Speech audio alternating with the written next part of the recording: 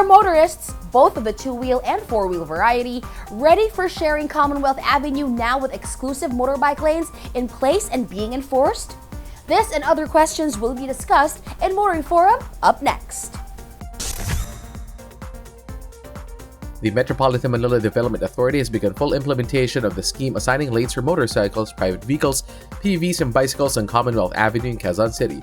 The MMDA Memorandum Circular Number 03-01 dated March 24 designated the first lane from the sidewalk for bicycles, the second lane for PUVs, the third for motorcycles. The rest of the lanes may be utilized by all other motor vehicles.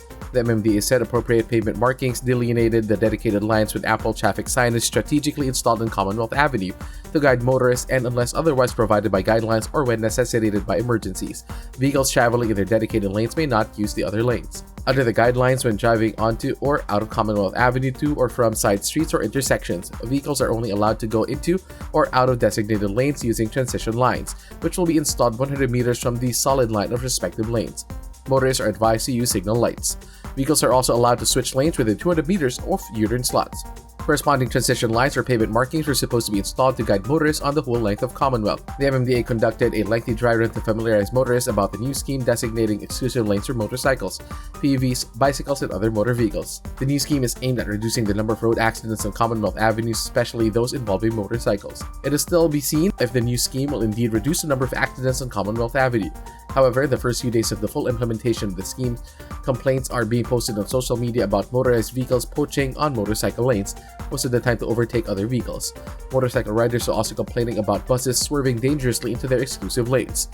Others complain about the difficulty of switching lanes even at so-called transition lanes, even with the use of signal light. There are suggestions to lengthen the transition lanes to allow safer mergers. However, others say motorcycle riders and other motorists must learn to respect signal lights and slow down to allow others to safely switch lanes where this is allowed. Perhaps all that is needed for the new scheme to succeed is to give motorcycle riders, PUV drivers, bicycle riders, and private motorists a little more time to familiarize themselves with the guidelines, which are strictly enforced to ensure compliance. Already, some are saying the success or failure of the new scheme to make it safer for all motorists on Commonwealth Avenue will surely depend on how riders and drivers learn to give way and zipper safely at marked out merging areas. That's our Motoring Forum this week, courtesy of Suzuki Philippines.